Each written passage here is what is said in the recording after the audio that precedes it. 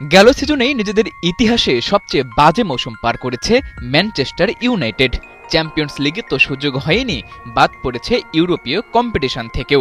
Point টেবিলের 15 নম্বরে থেকে মৌসুম শেষ করা ম্যান ইউনাইটেড ইউরোপা লিগের ফাইনাল খেললেও শিরোপা হাতছাড়া হয় টটেনহ্যামের কাছে। কিন্তু তবুও তরতর করে বেড়েছে ওদের আয়। গেল 30 জুন শেষ হওয়া অর্থ বছরে ক্লাবটির আয় বেড়ে দাঁড়িয়েছে 666 মিলিয়ন পাউন্ডে। এমনকি কমে গেছে ক্লাব পরিচালনা ক্ষতিও। গেল বছর যেই অঙ্কটা ছিল প্রায় 70 মিলিয়ন, এবার তা কমে এসেছে 20 মিলিয়নের নিচে। বাজে পারফরম্যান্সেও ক্লাবটির এত আয়ের উৎস কোথায়, চলুন জেনে নেওয়া যাক।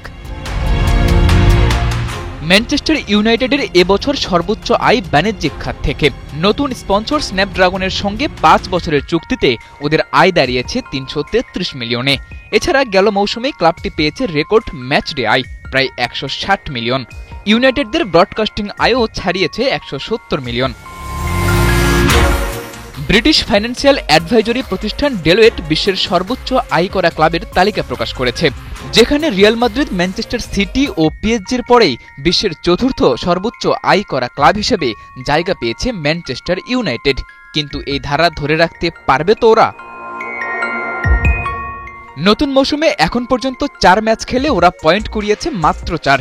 এছাড়া এবার যেহেতু ইউরোপীয় বড় প্রতিযোগিতাগুলোতে খেলার সম্ভাবনা নেই, সেহেতু নতুন মৌসুমে আয় কমে যাবে অনেকটাই।